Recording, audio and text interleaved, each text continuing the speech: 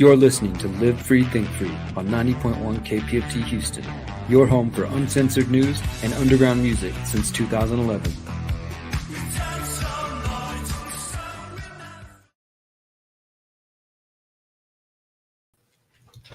What up? What's going on, guys? Welcome to Live Free, Think Free. No longer Free Thinker Radio. I'm Derrick. I'm Micah. Johnny's back. We're all here. We know those of you who've been watching on BitChute wondering where the heck Johnny's been. Johnny, where you been? Hiding. In a hole, writing music and playing music. And getting married? Yeah, I got married. Johnny got married. Some people were there. And I went to Mexico. So, going to be back in a week or so, or 3 weeks. And we're getting ready to end the year, of course, with you guys. We do this every week for those who have not been paying attention. Micah and I have been broadcasting since 2011. Johnny's been with us for, 5-6 years at least, something like that.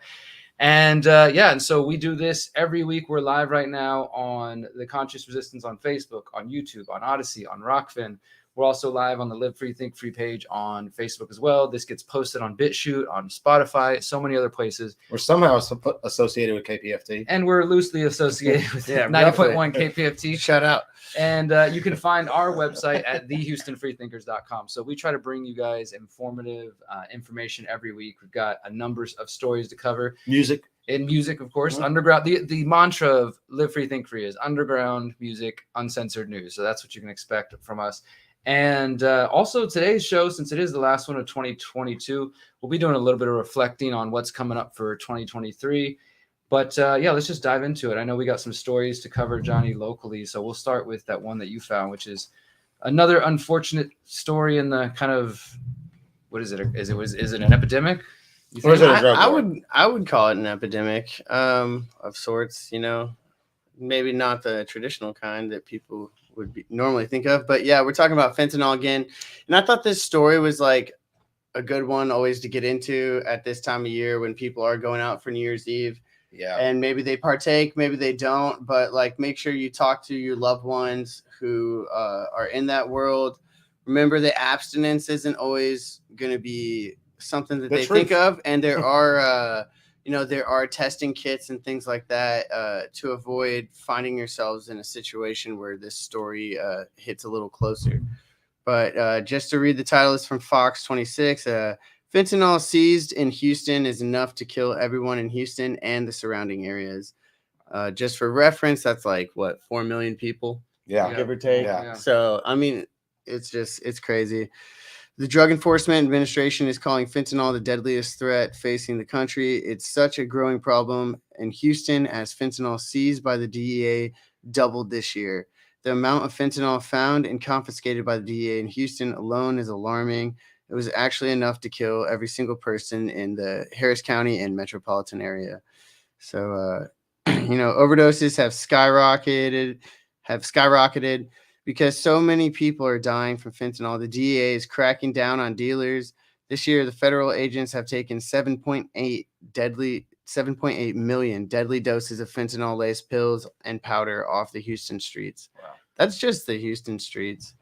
That's like really crazy. So, the article gets into talking about it. I think a lot of us are hopefully aware that, fentanyl is essentially 50 times or so stronger than heroin.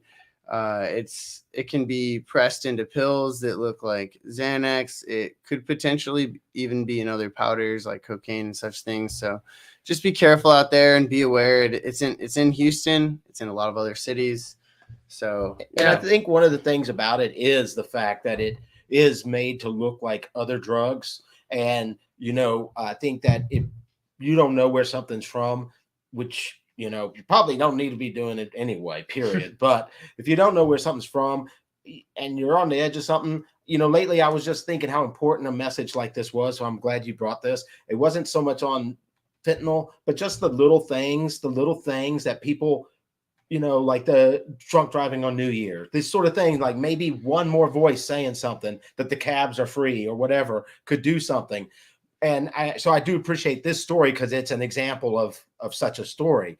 But I'm like, what happens? You get some kids who don't know anything about drugs and they get a friend who goes somewhere and someone summons up the courage to ask some guy who looks like a thug if he can get, say, drugs. And then that guy tells them, oh, I can give you Xanax. They heard about Xanax from a big brother or a cousin or whatever, an uncle it may be, or in a magazine or in a film or all kinds of things, right? It's out there in pop culture all over the place. So they think they're getting a Xanax, and their friend Bobby from school got it for them. And if you're one of these people that like feels like they're that far removed away from what I just said, maybe you need to be a lot more cautious about what you have and suspect if it is what it's made up to be. Maybe it's like a Federal Reserve note that's made up to look like money. Maybe it isn't Xanax. Maybe it isn't Percocet. Maybe it isn't these things you're being told it is. Maybe it's death in a little bitty pill. Yeah. Yeah. Just be careful out there. Absolutely. And remember that, whether or not you have maybe somebody who you would consider uses in your house, having Narcan or in your house should be considered first aid. I feel like there could be a million there's only really one situation where you need it, but like, you never know if you could be the person that saves somebody's life just having that in your cabinet, just sitting around. So absolutely something to think about. Yeah. I do notice that they report a lot of the fentanyl seizures in these sorts of numbers, because I think I saw another one about it in how much was seized in California recently or in the last year, being enough to kill the whole country.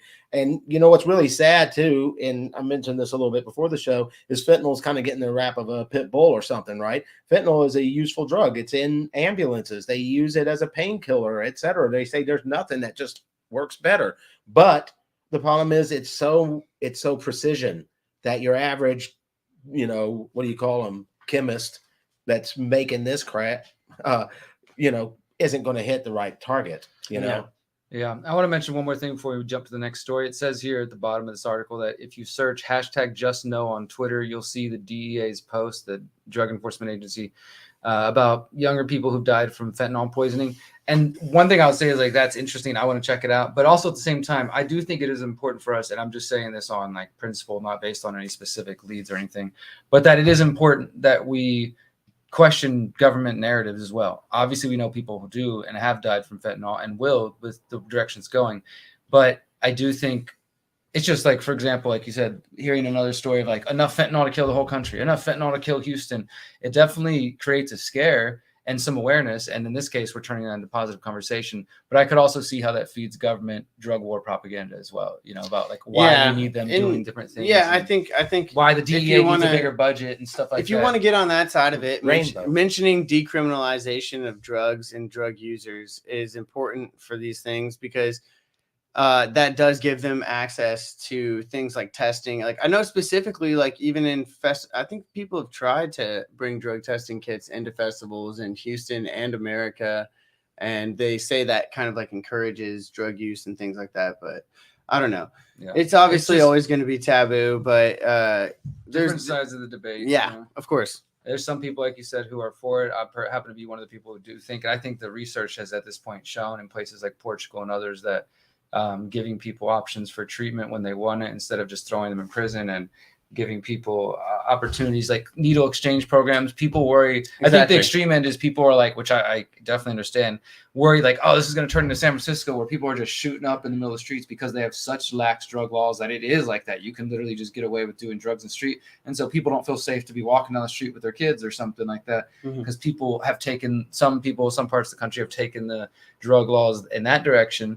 Whereas I think you don't have to endorse it or condone it, but being able to give people drug testing kits, places to safely do drugs instead of having to hide in alleys, or like, because the things sort of overlap, and I'm done with this after this, is like overlap of drugs, unsafe sex, and like uncleanliness and in poverty as well. Those things, when they come together, I mean, it's just not good for anybody, right? Because people get STDs, people get pregnant and wedlock, people like everyone can agree that that's a problem that's so extremely nuanced that throwing whatever positivity towards it we can is always good, but like ultimately it's a very complex problem that would take a full-on community to solve. One last thing I'd like to say about the drug kits, by denying the drug kits at your event or at a festival, you're not advocating not using drug, you're advocating reckless drug use. Whereas, accepting a drug testing kit, if anything, advocates using your mind.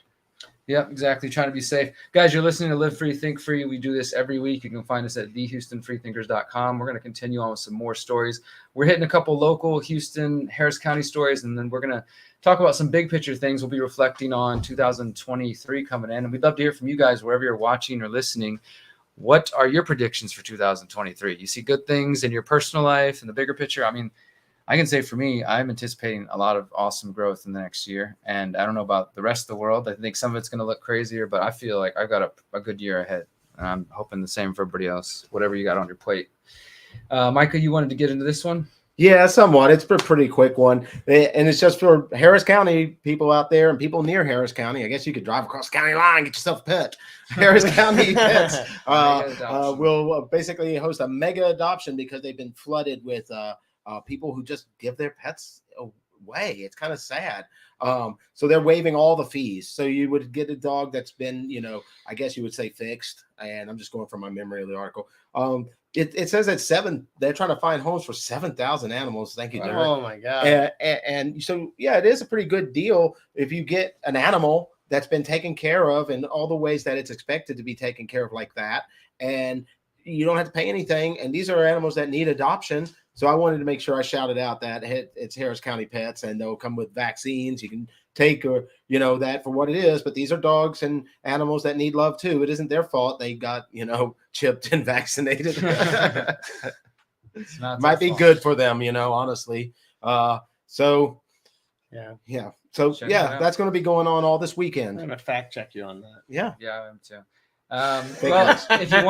if you want some pets, yeah, I mean, and definitely anybody who's lived in or downtown Houston area, especially on the east end, that there's a lot of animals just in Houston generally that are in need of some support. I don't think you should feel bad Yeah, that's about awesome. getting a pet from there because you're doing the community a real service. You're getting that service on the pet before you get it.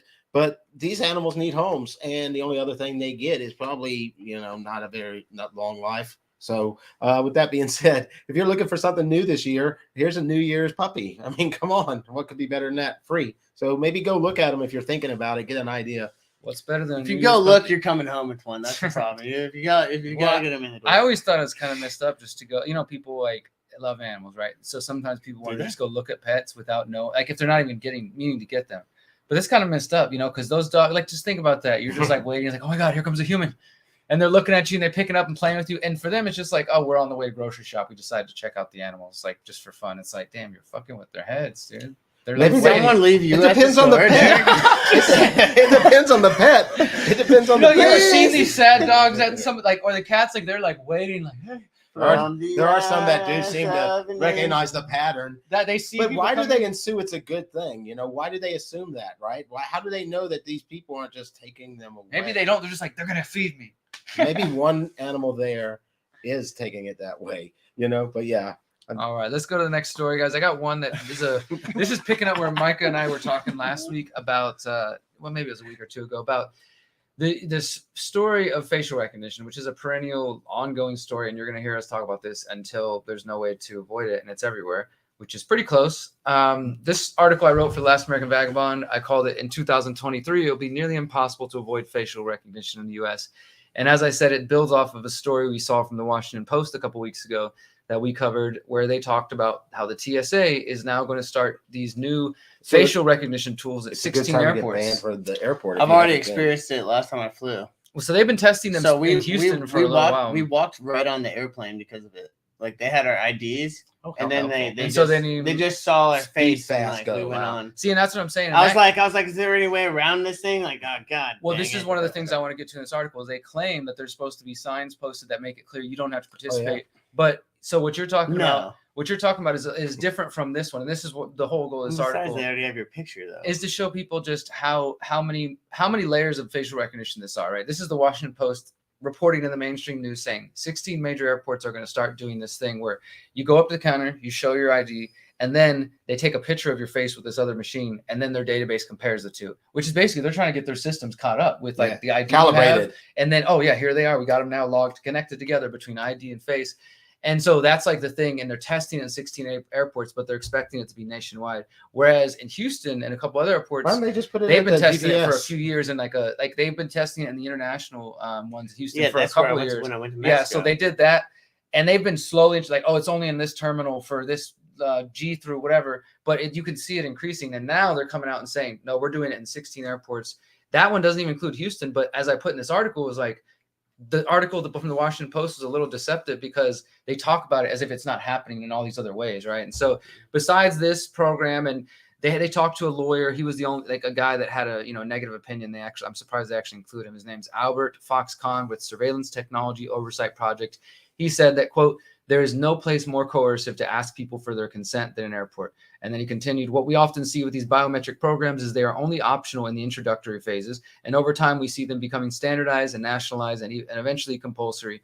And what I wrote was that this rings true in light of other TSA programs, like taking your shoes off at the airport or choosing between the body scanner and pat down. Those things haven't gone away at all. You're a captive audience. What are you going to do? Miss your plane? Exactly. Miss your cab? They know get that detained? they know that you have to do it.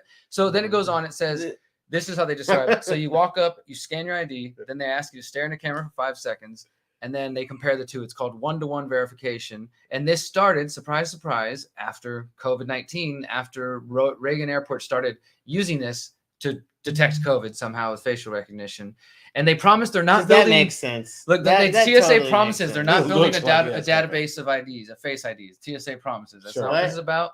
They're saying They'll they're not admit it storing when any of there's this a data data. breach. That's It's what not- I was joking about earlier, because they're like, you can opt out, because like that's what I was joking. Like they're like, you can opt out of this. I'm like, but you already No, got I my am. photo when I was walking around. You already had it. And that's what I'm saying. Like, well, You are, they're like, scanning it in the Houston airport, and the That's what I'm saying. Like, you already is that the knew. moment you fly into So the why airport. do I have to They will talk to scan you? your Like, face. I we'll just just walk not tell you that we used it. Well, I've and be obstructed only if we don't if fit. you'd prefer us to do it in secret, that's fine. Let us know. I've seen them discuss in some of these programs They where could let go of those the moment people you there. drive onto the airport property, cameras will be able to scan within the car and detect if there's anybody on the property who doesn't have a scheduled flight and isn't there, like, to drop somebody else, so that they could quickly come and say, sir, why are you here?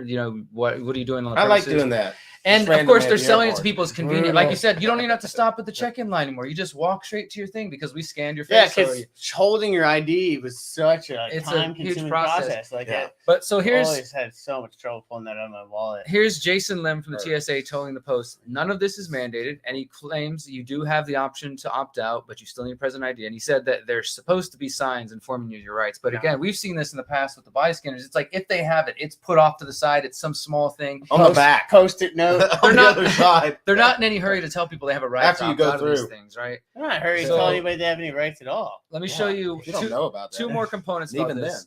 Because that news has already been out in the Shut mainstream. up. Everybody has already heard that the TSA is doing this in 16 airports. But the point of me writing this article was to try to provide a little more context, as this next section says. It's not just the TSA, though. In December 2020, now, who was president then? Oh, Donald Trump. So that means this was happening in Donald Trump's presidency as much as Biden's presidency.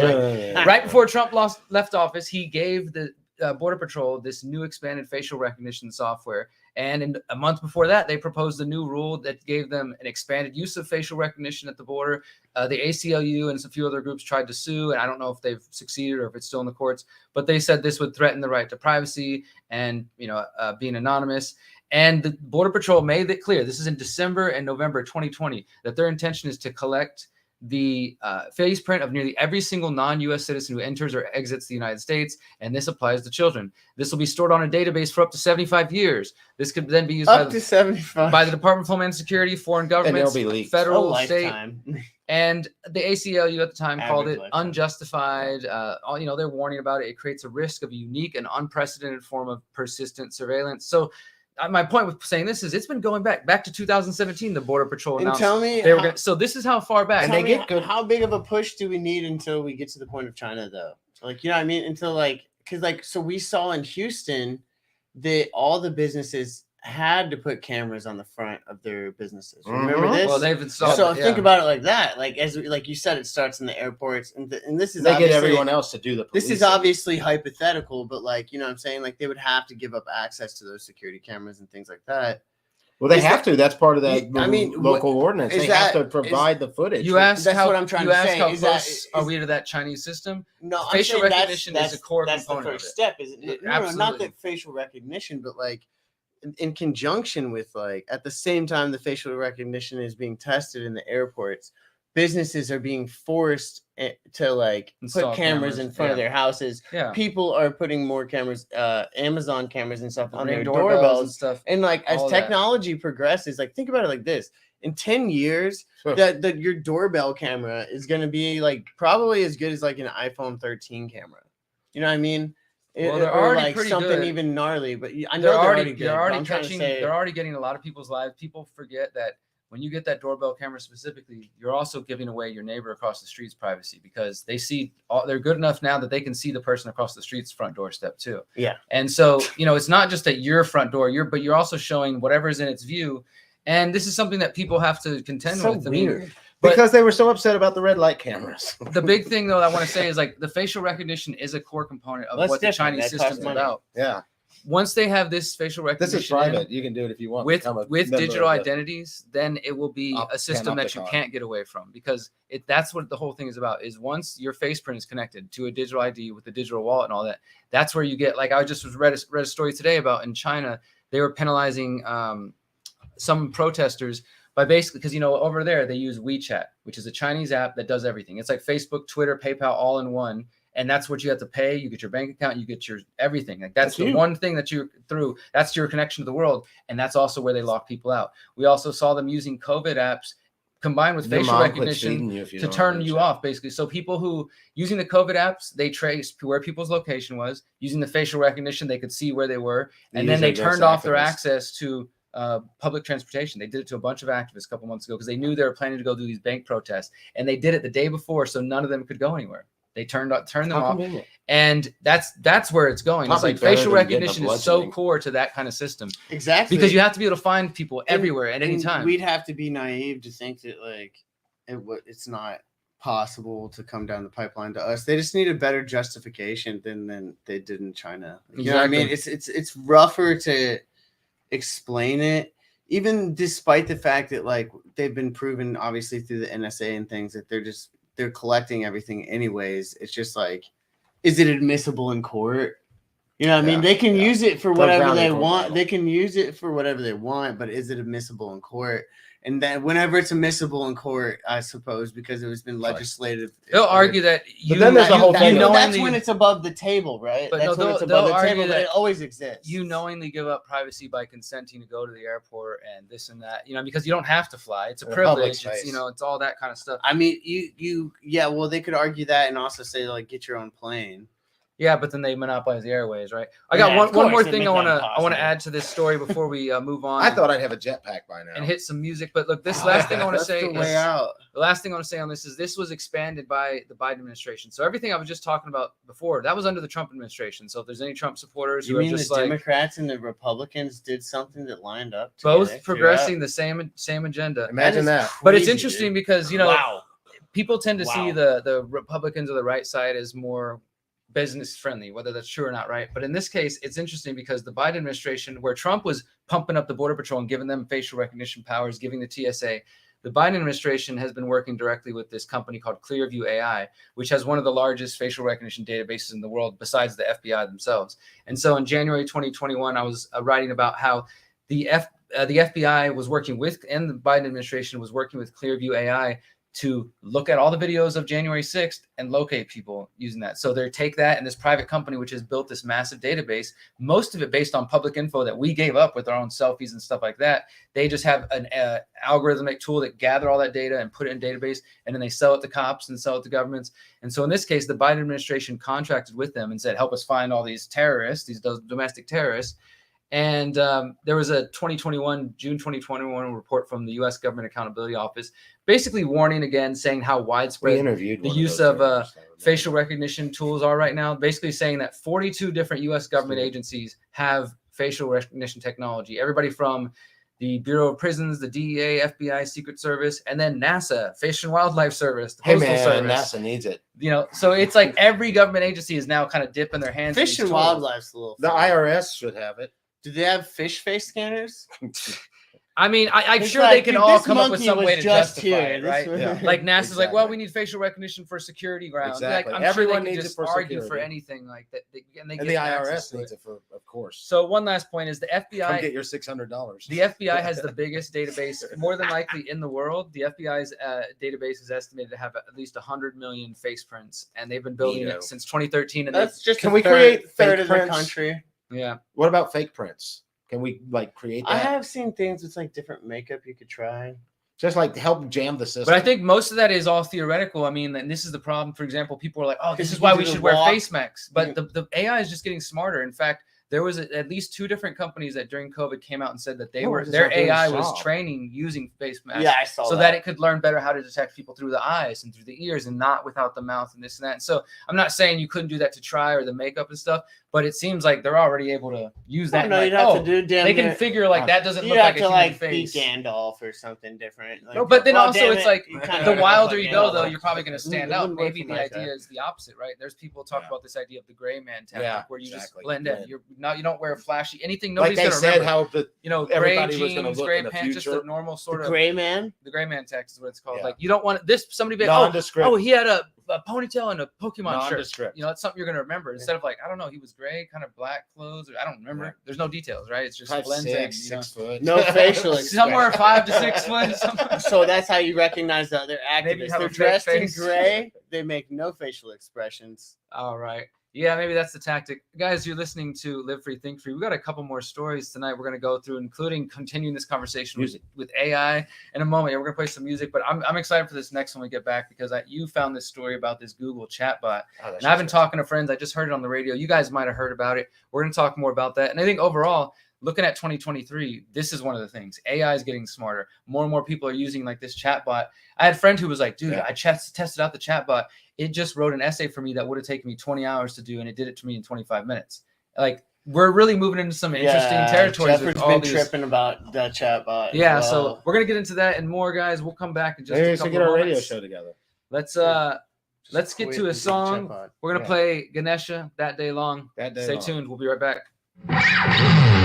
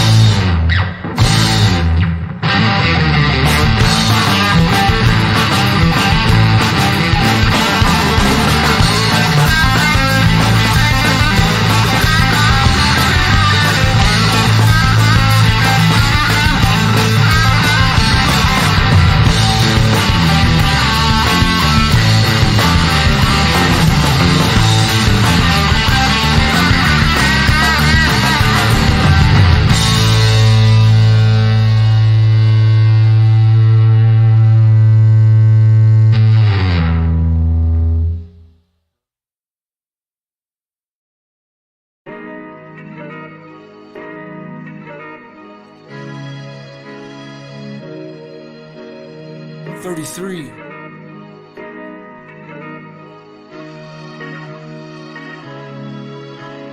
I ain't giving up, man. I ain't going out like that. But it's getting dark out, and now I'm feeling lost right now. I ain't giving up, man. I ain't going out like that. But it's getting dark out, and now I'm feeling lost right now. There's somewhat better for me, and I can feel it on the inside. The water's calling to me, and I'm giving into the tide. There's never been a better time to not be me. It feels like I'm fading, gone before you see.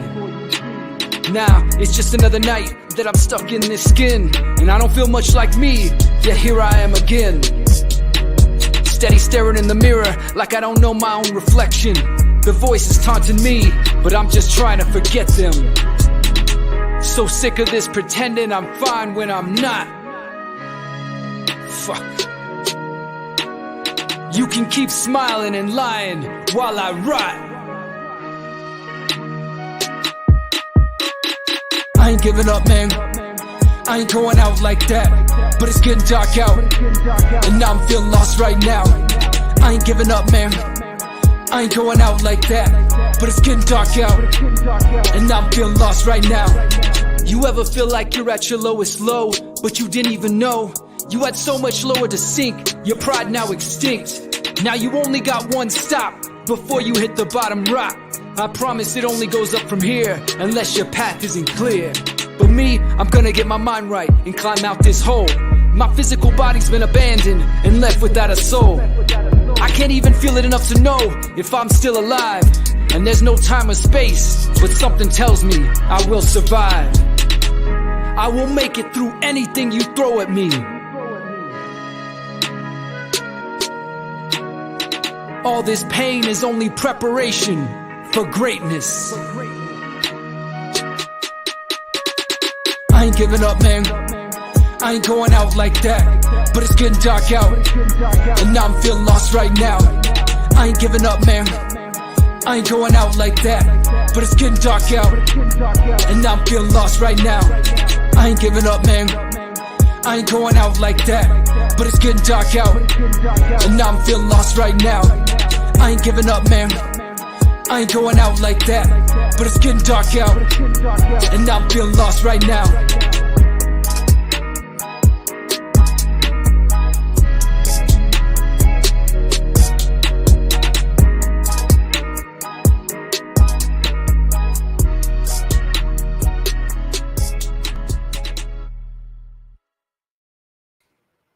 All How's right. the day? Broadcasting, yeah. That was 33. Yeah, what's up, guys? That was Over from my here. new album. We're interviewing 33 on the show tonight. Yeah, 33. I'm going to be releasing that January 9th, Monday, January 9th. That's exciting. Where can everybody find that 33? It's going to be available everywhere, Spotify, all that good So stuff. if you know how to look, how do I look? Do I have to type out 33 or do I use the 2 digits? 33, the numbers, 33 is here is what you'll find. If you search Spotify, all that stuff, I put Nice. 33 is here. It's a little bit easier to find it than just the number. But yeah, thank you guys for checking out. I appreciate you guys. And if you want to find out more about that album, just stay tuned. I'll be jamming it here once we release it. So stay tuned, guys. Let's jump back in. We got some stories. This is what we were talking about a moment ago. Micah, you want to take the lead on this one? Not really, but Yeah, I go can try ahead. a little bit here. Yeah, it turns out I was like, when I saw that Google had issued a code red on anything, I had to start digging. And it turns out that it's they're kind of reacting to the popularity of the Chat GPT AI, which I'm learning more about. It turns out that it can do all kinds of tasks for you. And the reason Google's so frustrated about it is because it'll basically cut out them as a search engine. People will just ask Chat GPT, I guess. How do you say it in the hip school? Like Chat GPT? Nah, Chat GPT. That's Dang, that's a long word. That's as cool as you get. Chat GPT, Chat G. So they're using Chat GPT. G. Yeah. So, and that's really freaking Google out, and if you get a little bit more into it and you think about it, it's cutting out all the advertising in your searches. You ask it the questions. Well, Oh man. and this just to get more specific, in case you haven't heard, I'm sure you've heard about That this elsewhere. scares Google to death. Google is apparently, I mean, we'll see, right? Maybe this is just some marketing for their own. They're from trying to AI get it tools. faster. They want to build up their own AI tools. They've had their own for a while now, and some of you might be. They don't familiar want to with let them. you go. Their bot is also More equally, I think, intrusive? creepy, but it's not becoming as popular. This one particularly is becoming popular right now. Like for example, I just heard it on the radio on the way over here, right? So it's being talked about in the mainstream. But I even had a friend Maybe they have to buy it. who was an they do activist YouTube. who said, like, hey, have you heard of this thing? What do you think about it? And not because she was hearing about it on the news. Maybe she did and she tested it out, but because she's actually using it. And she said, I used this bot and it wrote me an essay in 20 minutes of what would take me like a week to write and do the research and all this stuff. And she was asking me kind of my personal opinion, like, what do you think about this for journalism? Like, do you think people should make it clear if they're using, bots to write their stuff? And I kind of said, yeah, I do think so. And she's like, yeah, it's nearly undetectable. It's that good. And I said, that's what worries me, kind of, because, we're talking about that with like art and other bots and stuff like that. It is going to become more and more difficult to detect, like what's what, The other way. What's what, whether it's real art, whether it's real writing. I guess that'll be something. Maybe we'll just have a kind of a human feel for that when something feels like it's processed. I don't know. People eat a lot of cruddy food. Maybe it'll be the same thing. Maybe we'll have a lot of bot created amusement. Right now they're kind of clumsy though, but if it gets better, I mean, it's a bit of a chicken and the egg thing, because like you kind of asked, like, because the person still has to put input, so they're arguing that they're still creating it because they thought of like the input to put it. But like, I don't know. That's interesting. I think it's really interesting. Like, could it truly? I guess the originality of it would depend on the originality of the user. Maybe. And maybe even that particular AI system. I don't know enough to speak too much about it, but each one is created somehow, each AI system. Yeah. Now, maybe it could be created by a robot and a computer eventually, but in the beginning, somewhere a human coded this thing to do this. It's really weird to be having this conversation so literally, like so many people don't even think that the world would end up. We got here. a comment from Kimberly. She says, I'm a writer. I can hear someone's voice in the writing. Kimberly, that's what I think. So I'm curious, like, do you think though that your perception's so finely tuned that you could detect if, like, because like Micah said, a human had to program it, right? Or like I was saying, maybe it was when we were on the break or before the break, that this woman was saying she put her diary into it and trained it through that, right? So you can give it a human voice by training it. If you give it a lot of input. Yeah, exactly. And then maybe at that point it does. It's a matter of It's like that. I think that's what's going to be the argument. Like, if you're a good writer, it'll be like if you're a great writer and you have the AI, you'll be able to write faster. Because you could hypothetically you could put in something, your style, it your could last write four it novels. could write a ton of it, and then you could go back and edit that. You know what I mean? So there's a lot of different ways I could see it being used, but like it is kind of like freaky and scary, and obviously, I think that it's concerning too, because the ultimate concerning part of it is like right now it's in its like very adolescent phase, but when you extrapolate it like really far out, like. So since there is a programmer, you could limit thinking eventually. So like at first, it's like the wild, wild west, right? At first, it's like the wild, wild west, just like the internet, just like everything else, where it's on steroids. There's not any like there's not any regulations or rules on this chat bot. It's free. Someone just put it out there. Except for its coding. And so people are figuring things out. You know what I'm saying? Like someone's figuring this out and like someone's programming it. But just like China is able to control their like centralized like social media, or like another country would like make certain apps like required for functions in the real world, like this type of stuff would have like real world implications. And like when they're creating systems, they could make it to where it's like certain sides of the discussion are off limits, or certain like things don't come up on the chat bot. Like it's basically once the chat bot is able to be like censored, that would be like a very interesting place to end up. And I don't, because only humans would say the other stuff. But I don't see how it doesn't end up there. I feel like it's going to start off really awesome. Like if people know how to use it. It'll be really open at first, just like every tool we use that now is highly controlled. And you're right. Like if this bot is programmed to think that some of the ideas maybe we talk about, or let's say like if someone people saying that it too well, they're gonna be like, what the hell? Well, what if the bot has been programmed to think that people, like the science is a science, and people who say that people got hurt by COVID shots or that they weren't effective, or all these things people have been censored, that that's not reality. That's crazy, right? So the more we trust those kind of bots, just like with trusting Google, somebody goes, hey, Google, I've seen this. I unfortunately have friends and family who are like, hey, Google, tell me the answers to this question I have about life. And whatever it says, they think that's the truth. The tool goes both ways, though. So right? if a bot says, oh, those are only crazy people, don't worry about there's them. always that's the always. What if you say that to the bot that I tell my family and they say this, and then the bot says, don't worry about them, they're crazy people. But the tool, I mean, what do you do? The tool goes both ways, because like someone smart hypothetically could use it and then discern it's a tool what they would like to use and take away from it. And then someone who is just like not bothering with the critical thinking side of that could easily be slipped into something more directly that way, or like more quickly.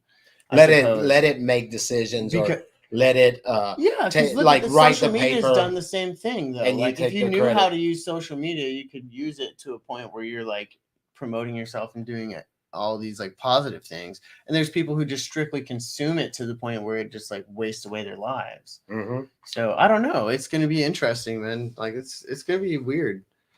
Yeah, lots of interesting things to come. I mean, and so, I mean, this, again, is sort of what's coming in 2023. We probably expect to see more bots like this, more chat AI like incorporating into our lives in these different ways.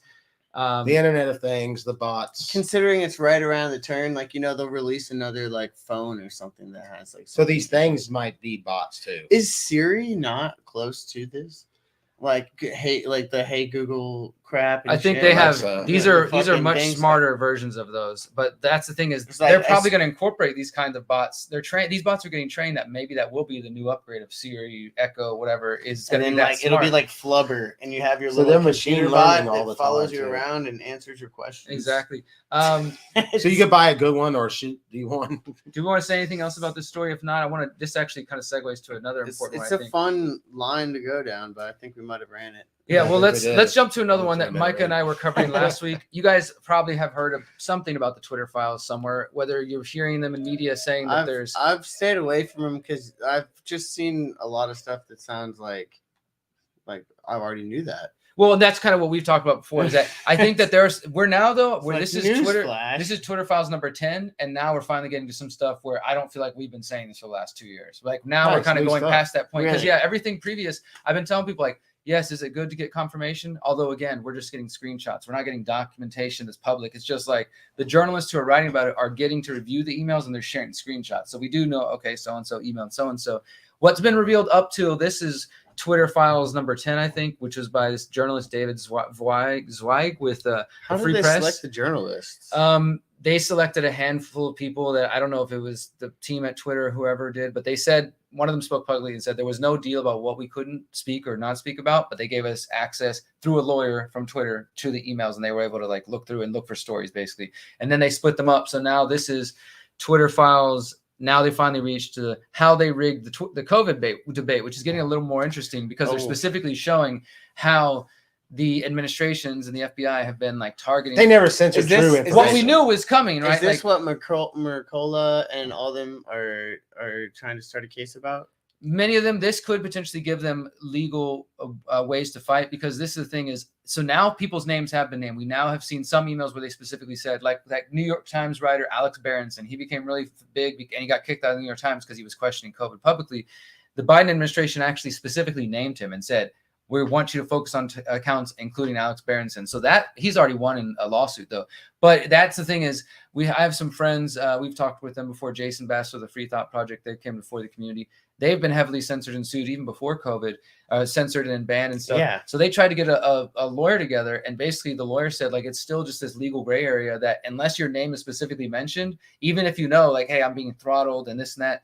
There's not anything you legally can do about it, even though this is proving how incestuous the relationship is with FBI and that's Twitter and Facebook. That's the most annoying argument that I hear all the time. They're a private business, bro. They can do as they want. Are they a private business? But what's so funny now? Are they a private business? Isn't it funny that before, like the left people would be like the ones who like last year people were okay with Twitter censoring if it meant getting rid of COVID people. Now all of a sudden the left is like, they're a private business. They can do what they want, guys. Why? They're trying to downplay and basically say there's no story here. This is not a story. This is just a private business consulting with the government on who should be on social media and who Everyone's shouldn't. in cuckoo banana fantasy land, and they just like switch teams every 5 seconds. Like the team switching's gotten like shorter because people don't have principles, and when you don't have principles, you just fucking go all over the place. Just like so this is Twitter Files 10. I just want to show a couple of tweets. Sorry, we're getting distracted. Number 2, he's sort of recapping. So far, the Twitter Files have focused on evidence of Twitter's secret blacklist, how the company functioned as a kind of subsidiary of the FBI, and how executives rewrote the platform's rules to accommodate their political desires. Because as has been shown now that literally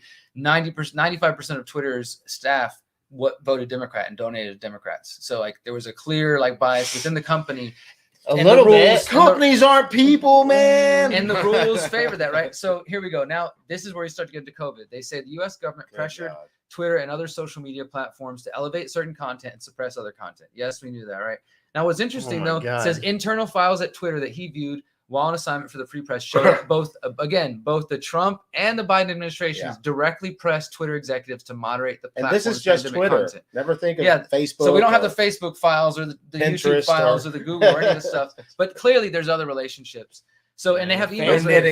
Facebook files. What was the Trump administration worried about? Guess what the Trump administration was worried about. At the beginning of the pandemic, according to Twitter meeting notes, the Trump administration was concerned about panic buying. They came looking for help from tech companies to combat misinformation about runs on grocery stores, conspiracies around 5G cell towers, and misinformation that could stoke panic. They just threw that in there? Why didn't they just spend that energy trying to like feed some people or help people be healthy since COVID? Well, and I hope that while we're already doing it, Johnson, toss in the 5G. I hope though that the Trump supporters we didn't get enough of those guys. The Twitter Files. A lot of the people the right wing people who support Trump and now Elon have been celebrating this, and I really hope that they didn't skip over that tweet to see, hey, guess what? It wasn't just Biden. This was happening before Trump left office. They were already working. They were doing the same thing, maybe for different reasons and different goals. But the point is, the relationship is still there. You're still getting fleeced. Yeah, exactly. But this is the other point. Like you said, we don't have the files, but we know based on the Twitter files, the meetings with the Trump White House were with Google, Facebook, Microsoft. And others. So they're all getting the same. And others. So they're getting the same messages, same memos, same money, and that they got from you to control what. Then we get to the Biden administration. They start focusing on again Alex Berenson, the former New York Times writer, high-profile anti-vaxxer. Why would you accounts. Pay them money? The best picture of a screenshot. This is what I'm saying, that we're not getting the documents. We're just getting pictures like that. So it's a little disappointing that we're not actually getting. We have to trust these journalists, which I'm not saying we shouldn't per se, but people should also want some sort of documentation. Why are they not? Well, they didn't even want to know. Wait. That's the best you're gonna get. Hold on. Isn't Elon Musk in charge of releasing those? I thought he was in charge of the government. Huh? Is he though? Well, he should be. I'm genuinely asking. I'm saying he should be, but the thing is, he's still his organization is still full with FBI agents and full of CIA agents, and he's not getting rid of them. So he can only do. He's not going to end the relationship. That's why I'm skeptical that him coming in is some great change. That's what I'm saying. Because hypothetically, wouldn't he just be able to print those lawyers are doing whatever with the. Who would be the person deciding to take? They're not allowed to take. I mean, I guess he could come in and say, "Hey, I'm big boss. Let's release them to the public." But so far, he hasn't been. Now, let's just show you from his Twitter account here that he did talk about this, and he's been caught. Look, he's like, he's calling out stuff saying, "If you say the science doesn't work, you're a racist," right? He's saying things that a lot of people that we know, including us, might agree with. But I don't trust his like he's saying this got 500,000 likes. New Twitter policy is to follow the science, which necessarily includes reasoned questioning of the science. Pretty basic thing. And of course, I'm sure he's getting hate mail, but you see, this is being seen by 48 million people. Like this is why people are making a big deal about it. That's not counting people who looked over his shoulder or someone else. Some of the basic things that people like us have been trying to scream are now being said by the richest man in the world. So people are like, oh my God. Well, he's being propped up like he's Tony Stark, but he's not. Exactly. That's the whole thing. He's the Tony Stark here to save the world. I've never really saw him much as a Tony Stark type. Well, because he's always had government funding, right? Back in the beginning, he came from the very beginning. NASA was funded by the CIA's NQTEL firm. You see how he's making fun of the corporate media, just totally ignoring. And again, like he's sharing memes that are funny for like the counterculture. That's what I think the way they're that one's pretty good. I'm not gonna lie. There's a lot of good stuff on there. But what I want to get to is there was one point where he was saying that. So he points to like much more to the Twitter files. First, COVID edition. Follow-up piece to come next week featuring leading doctors and researchers from Harvard, Stanford, and other institutions. So we're really getting to the point where they're showing, many of whom were, of course, actively suppressed on Twitter. The truth is coming out in a lot of ways. And so what kind of do you think that this is like? Are you completely hands in the air about his positioning and all this as well? Because like, is he like actually throwing a wrench in anything? I think that's debatable. There are people who think he's the fucking most amazing thing ever. Light is shown, It's and like we get a to see limited something, situation. that's good. Yeah, we can objectively say, hey, is it a good thing that we're getting a little bit more proof? And so Does that that next make time, him good by default? No, I don't think so, Thank right? you. See, my And that's question is because like you got to look at terms like you also got to look at what the ideas are being attached to, because like we saw, like I thought one of the cleverest things that was done during the COVID era was just really making the anti-lockdown. Somehow they were so successful at making anti-lockdown stuff a right-wing issue. And so like it was very like hip. Divide and conquer. It was very You have hip to make them right for or like left people so you can to hate. Well, dude, For the young people who normally would have done that, all my and friends been like, screw this the hardest, all my- had to be against it because they were seen because they weren't thinking. and that was also only possible through like the Trump administration. And would that being mean they attached to betrayed that. themselves? And for so in the same kind of way, you get that type of a situation where it's like, okay, well now it's leaked out, and it's also like you could say the things that we've been saying for the past 2 years, but now when we say them, people are like, what are you, some kind of Elon Musk fan? Like, you know what I mean? It's just like you're like, it's never okay. God, like, but that's the problem. No one ever though. says sorry. But No this is the one problem, ever goes Exactly.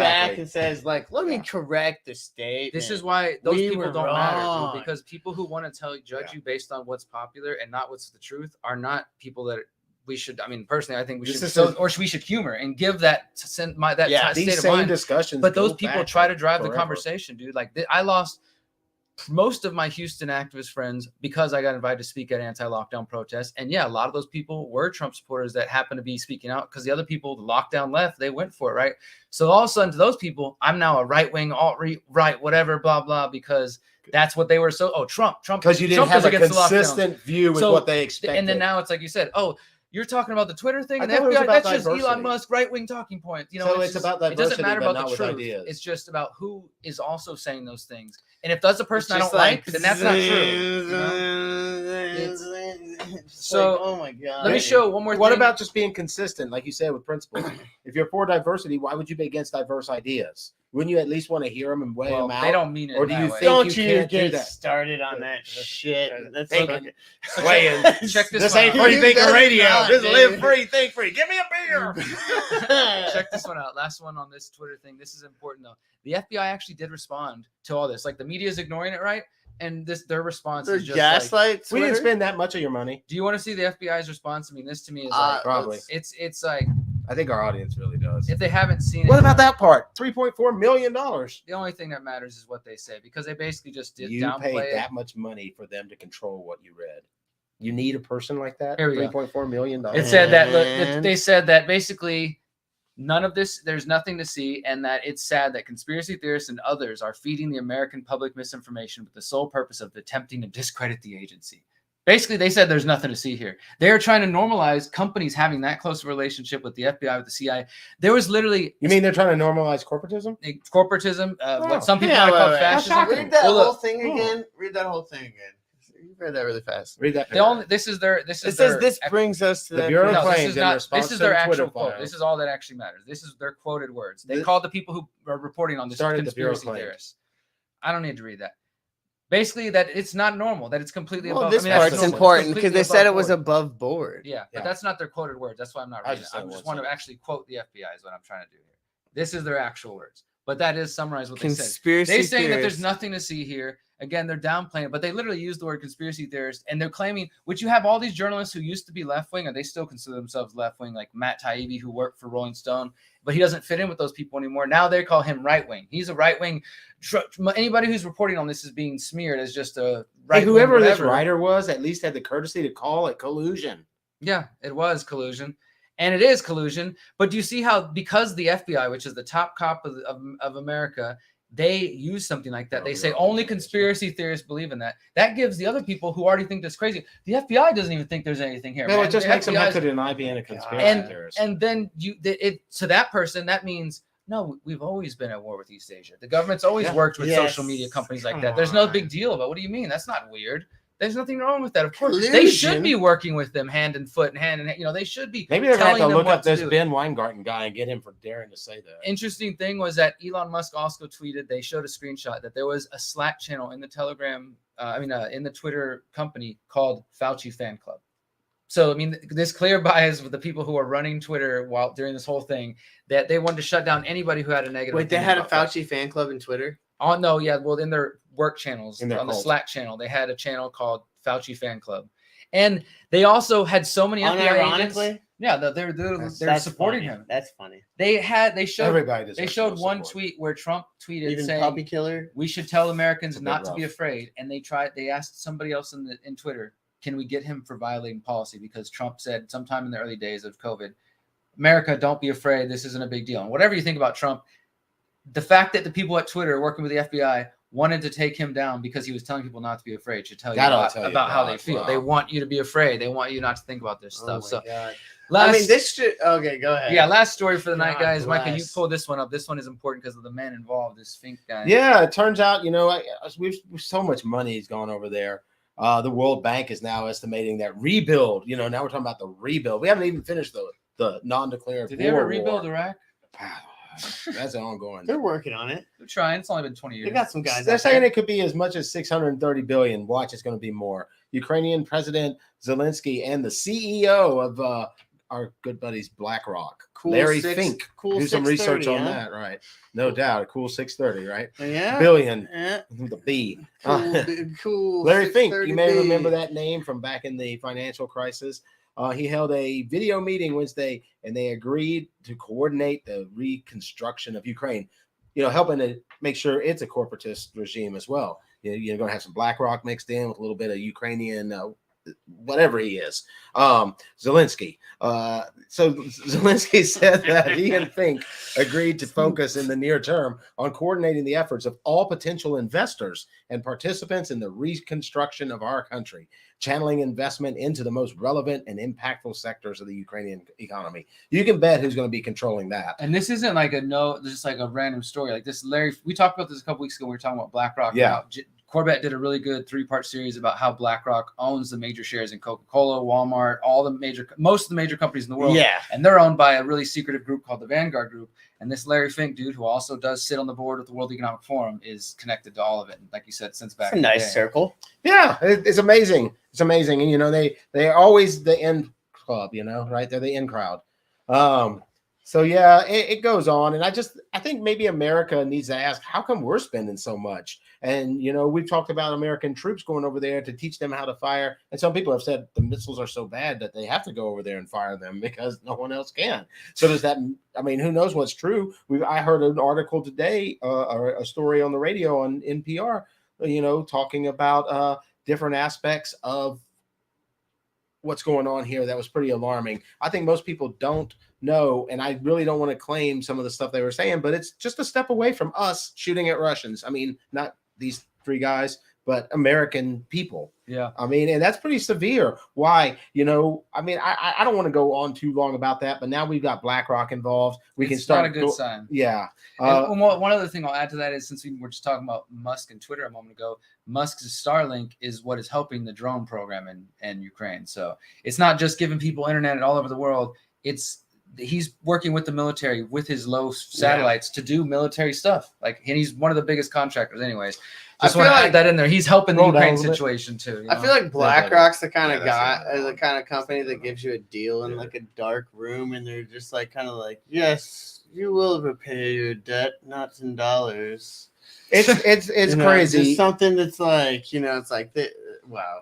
I don't know. It's crazy. We got people living under a bridge. We've got all kinds of problems, and we're spending billions of dollars to help Ukraine fight Russia. I don't even know how we wrap our minds around it and how everybody gets so excited, I think people aren't even really paying attention. They just wave that flag when they were told it's popular to do it. Now they forgot. They don't care. And people don't feel the hurt now, so it's okay. Whatever. That's the future.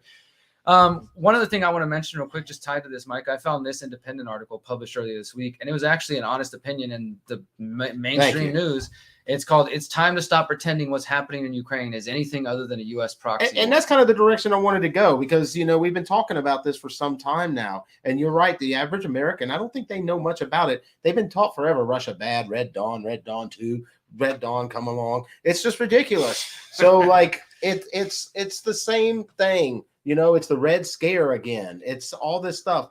And I'm not trying to pretend that Putin's, some kind of philanthropist or something. Yeah. But he's no Bill Gates. Yeah, he's no Bill Gates. Oh my God, dude. But I mean, how much of our business is this? Is it wrong to say? Now everyone's going to say, look, you're an isolationist, you're this, you're that. No, I want us to trade with people. I want us to go to school. I want us to visit places. But why do we have to get dragged into this? I mean, do y'all know why this is going on? I don't think most people do. All I remember is that there was some Nazis fighting in the Ukrainian war, but we're not supposed to talk about that. And they're not really Nazis, even though they got Nazi symbols on them. And this former actor who just came to the U.S. Nazis. I heard he used to play the piano. He's a good guy. We're supposed to love him. That's all I Yeah. heard, right? Yeah. That's all I know. But I saw our Congress just falling all over him oh yeah, he came and visited last week to get more money. and he literally said, "Weapons, weapons, weapons. We need more weapons." And so I'm sure that's good for what are those companies sitting in the back? Lockheed Martin, Military Industrial Raytheon. Complex, all of them. I'm sure they're doing great with You're this. seeing it once, you're seeing it a million. So I want to recommend people Pretty much. read this article. It's the same old.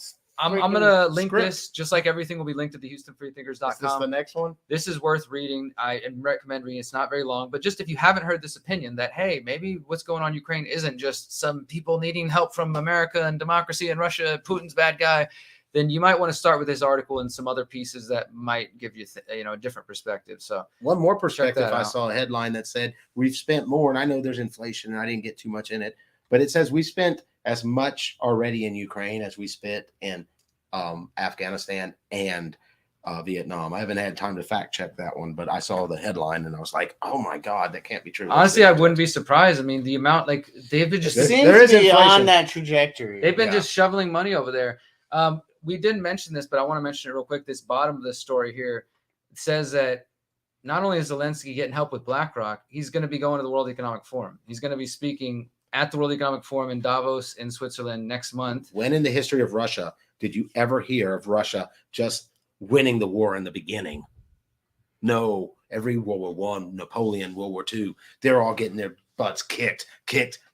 And then out of nowhere, they come back. And it's like with a vengeance. So I don't know if the West and Zelensky's also said he's changed the West and given them confidence and such. Well, they think by giving him nearly $1 trillion that he's going to be able to win this war. And I do think that what we should, I as need far $1 as trillion. what's happened in This guy 2023, doesn't seem very confident. this I think is going to be something that we're going to remember. Look, they're starting the year January 2023. They have Davos, the World Economic Forum, Klaus Schwab, all those people, they meet at the beginning of every year. They're starting the year with the Ukrainian president going there, where Larry Fink sits on the board. He's going to be going there, rubbing elbows with all these powerful people. And so that could Rubbing his signal hands, some I'm big telling you. shift going on after that. Whatever that means. Like you said, Russia's not just going to go down or anything, but I wouldn't be surprised if all of a sudden we're being told oh my God, it's time to go in and finish the job in Russia after he comes to World Economic Forum begging for money and asking for help. And they already put him on the floor of Congress. So So Well, now how he's, many now babies he's got to going to fall his out of masters on the How many international babies level. are going to be falling out of the incubators this time? I do want to mention one other thing, though. You know who else is meeting in January? how long will we The be Greater here? Reset. We're meeting It's at the greater. same time at as the World Economic Forum, Sweet. January 18th to the 22nd. You guys can watch online for free. It's literally 3 weeks away from today. And if you're in Texas, you can go in Central Texas, Bastrop, Texas, right now till Sunday. John Bush, who's hosting in Texas, they're doing a buy one, get one free. So if you buy a ticket, you get one for free. You take your friend. If you want to get a VIP ticket, you go in for free. And I'm hosting the one in Mexico if you can come down. But if not, the event is totally for free. Happening again in Texas, Central Mexico. We got I'll be in Mexico. 40 plus speakers, including Del Bigtree, a lot of other really powerful people. But again, the reason I mentioned this in tying with the last story is because, okay, they're bringing their heads together for 5 days in Davos, Switzerland. That was the original motivation behind this event that we do, is trying to bring together people from musicians, people talking about alternative technology, getting off big tech, people talking about mental, physical, spiritual health, people talking about building parallel systems, people getting out of the home, the mainstream schooling system, homeschooling, building communities, homesteading. There's people here talking about beef shares. There's vegan permaculture. There's everything. And people like Del Bigtree, who's been talking about vaccine dangers for a decade plus with his documentary Vaxxed and Vax 2. Christian Westbrook, Ice Age Farmer, is going to be. We're talking about BlackRock. I see Tom Woods is on there. Maybe he'll speak some economic truths. Yeah, Tom's going to be speaking. Did you confirm the ska band? I haven't yet, but we're working on that. And we're gonna have some local music, some music in Texas and music in Mexico. For those who know Zuby, he's this rapper. Where's right here, Zuby. Beef Initiative. He does a lot of different work. He's got a podcast. He's from the UK, but he became very well known besides his music in COVID because he's been outspoken and vocal. He's been on Rogan and some other podcasts and whatnot. Well, he's coming down to Texas to perform. I'm going to be performing in Mexico. It says 33. Catherine Austin Fitz is going to be speaking online. So awesome. Check it out, thegreaterreset.org. Again, you can watch for free from the comfort of your home on the website the day of. You don't even have to register with your email. You just show up on the website and it'll go live. But if you can, I promise you it's worth coming in person, and we make it super affordable. The event is free for Mexicans in Mexico. So if you know a Mexican down here, you might think they might enjoy this. They could go to Mexico and see it for free. They could see except it for the gas. Obviously, yeah. And if they're living there, then obviously, it's a little bit less. But that's the whole goal there is they want to get together, and they've been meeting now for 50 years. We're a little bit behind, but the goal is let's get together our bright thinkers and, doers and say, what is our 2023 going to look like? What's our 2030 going to look like? Because, we're going into 2023 for everybody who's worried about the Great Reset, technocracy, Agenda 2030. You got 7 years. These people are calling this the decade of transformation. I'm not saying their plans are going to be done and that they're inevitable, but they got a plan. We can see, they got a plan, and most of us can't even figure out what the hell we're doing tomorrow. So I think it's important for people like us who are having these conversations to really think what am I doing to make sure with the chat bots and the facial recognition and everything else we covered tonight, food, that I stay human, food, all these different, the money, the inflation, all this stuff. What are you doing? Because they're meeting with Larry Fink and the Zelensky and the Schwabs and all the Bill Gateses and all these people together. And I think it's important for us to be thinking about what we're doing, whatever that means. That's up to you to decide. Yeah, what are you doing with your freedom? What do you do with it? And that's up to you guys. So what do you do? I think that's an important thing. And I keep speaking about it more and more so because in the face of all this, we got to make freedom sell. So what do you do with it? I mean, come on, it's wide open. Everyone out there, everyone, that's joined us tonight, everyone that thinks like this, what are you doing with your freedom? I have to ask myself this, quite often. Maybe we should only be doing the best things. I don't know what are the best things for you in 2023. That's up to you. We can't tell you that, but if you know what it is, if you haven't found it yet, find it, because I have a feeling the more people who are focused on what's best for them and their family, their community, their people, then we'll probably all be better off. It doesn't mean we're going to survive. No one gets out of here alive. Thanks, Derrick. No one's getting out of here alive. You're going to do what I say is best. But maybe life will be worth living, right? Maybe it'll be worth living, even if it ends all up in a mushroom cloud of war between you Russia get and out China. there and you do something that matters. Yeah, at least matters to you. That's what's up. With that said, let's go ahead and end with another song. We're going to end with Total Chaos, War is a Racket. War is a racket. In light of the Ukraine This war goes out to Zelensky and Putin. Yeah, and all those Biden Raytheon and money and warmongering. Yeah. And to the Trump administration. Shout Biden out to the administration, racketeers. all the war racketeers. Bush. Enjoy your New Year's. Be safe, guys. Hey, we can't stop. Test your drugs. Test your drugs and call an Uber. All right. See you next week. Peace.